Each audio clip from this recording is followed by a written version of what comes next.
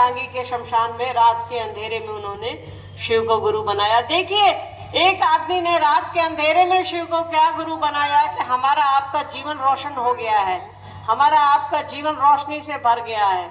हमको और आपको कोई दिक्कत भी होती है तो हम आप बड़े प्रेम से रहते हैं कि चलो भाई महादेव की यही इच्छा होगी, महादेव की यही दया होगी, तो कोई दिक्कत नहीं है। हमारा आपका मन कितना बुलंद हो गया है।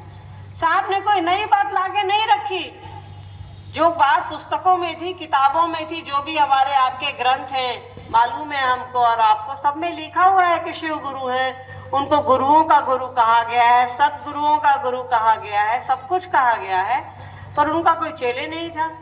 तो साहब को लगा कि भाई स्कूल बढ़िया है, मास्टर बढ़िया है, और इसका विद्यार्थी है नहीं है। तो साहब ने इस काम को शुरू किया कि इतने अच्छे गुरु हैं जो सब कुछ देते हैं, घर संपदा धन बाल बच्चा सब कुछ देते हैं, वो ज्ञान भी देते हैं, पर लोग उनसे ज्ञान नहीं मांगता, सब कुछ मांग लेते हैं। हम अब जो चीजें खत्म हो जाएंगी वो मांग लेते हैं, और जो खत्म कभी नहीं होंगे वो शिव है, उनके बारे में हम आप सोचते ही नहीं है।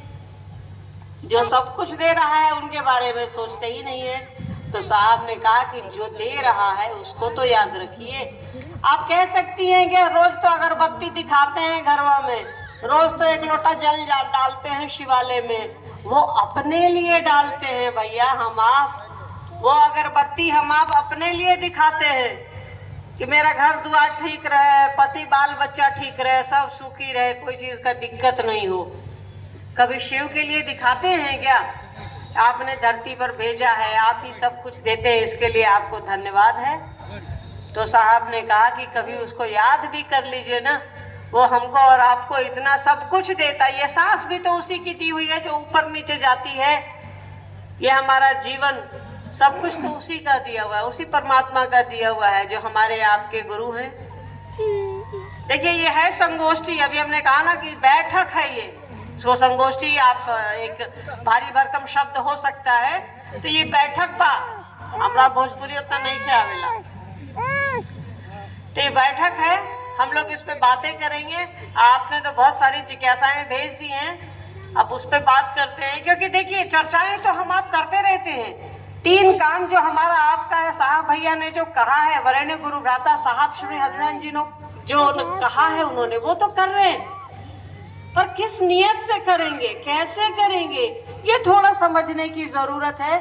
इसीलिए बैठकों की आवश्यकता होती है, इसीलिए साप्ताहिकी की जरूरत होती है, इसीलिए संगोष्ठी की जरूरत होती है, ताकि हम आप आपस में बैठ करके बातें करें कि मान लीजिए आजमगढ़ जिले में या आसपास के जिलों में कैसा महादेव का काम हो रहा है, क्या क्या दिक्कतें आ रही हैं। एक छोटी सी व्यवस्था 4 आदमी की हमारे आपके घर की होती है, वहाँ जब परेशानी होती है, वहाँ जब दिक्कत होती है, तो ये तो हमारा परिवार बड़ा है, कई सारी परेशानियां हो सकती हैं, होती हैं लोगों को।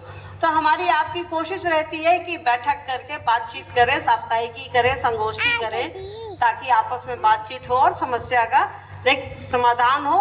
देखिए, समस्या का समाधान तो महादेव और साहब दीदी करेंगे, हम आप बस उस पर एक बात कर सकते हैं, एक राय ले सकते हैं और एक राय दे सकते हैं। चलिए देखते हैं। देखिए, मेरे हाथ में एक जिज्ञासा आई है, तो फिर पढ़ते हैं इसको, किसी गुरु बहन की है, तब तक आप पढ़िए।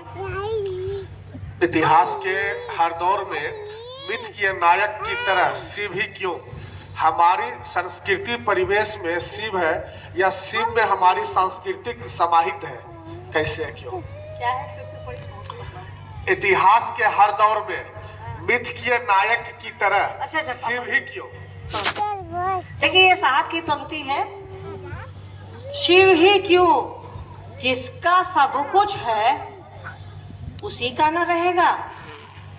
शिव का ही सब कुछ है, शिव ही स्वयंभू है, परमात्मा है, परमेश्वर है, महाकाल है, महामृत्युंजय है, उमापति है, शमशानी भी वही है, सब कुछ उन्हीं का है, तो उन्हीं की ना बात करिएगा। जो पहले आता है आदमी उसी की ना बात करता है, तो सृष्टि करता वही है, उन्हीं को सृष्टि करता कहा गया है।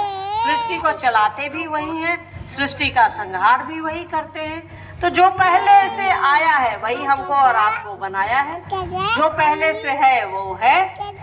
इसीलिए वो कहा जाता है कि शिव का अता पता मालूम नहीं है, कि उनके माता कौन है, उनके पिता कौन है। आप बाकी देवी देवताओं के नाम और उनके माता पिता घर का आप पता दे सकते हैं, पर शिव के माता पिता का तो कुछ नहीं है ऐसा। वो स्वयंभू है और वो परमात्मा गुरु है हमारे आपके।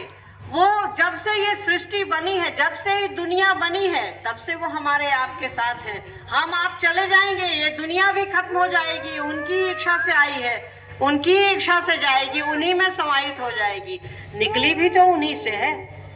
तो जो हमारे साथ चल रहा है वो धीरे धीरे हमारी आपकी आने वाली पीढ़ियों के साथ उसका सामंजस्य बैठ जाता है, उसका साथ बैठ जाता है। तो उसको छोड़ना बहुत ही मुश्किल है, और छोड़ा तो बुरी चीजों को जाता है ना। जो अच्छी है, जो सत्य है, जो सब कुछ है, सत्यम शिवम सुंदरम है, उसको क्या हम आप छोड़ेंगे? वो हमारे साथ है। हम आप चले जाएंगे पर वो रहेगा। इसीलिए शिव को कहा गया है कि हमारी सांस्कृतिक धरोहर है। मतलब जब से ये सभ्यता बनी है, जब से ये भारत भूमि है, ये आर्यवर्त, ये हमारे देश की भूमि है, तब से शिव का नाम हमारे आपके साथ जुड़ा है, इस धरती के साथ जुड़ा है, इस सृष्टि के साथ जुड़ा है। तो जो सभ्यता सबसे पहले आई वहां भी इनका प्रमाण मिलता है, आज भी इनका प्रमाण मिलता है, बीच के समय में भी इनका प्रमाण मिलता है। आप उत्तर में जाइए तो आपको शिव के रूप में जो शिवलिंग है दिख जाएगा, तस्वीरों में जो ईश्वर दिखते हैं, जो महादेव दिखते हैं, उनकी मूर्ति दिख जाएगी। आप दक्षिण भारत में जाइए, वहां भी किसी न किसी रूप में शिव दिख जाएंगे। आप पूरब में जाइए, पश्चिम में जाइए, कहीं भी जाइए,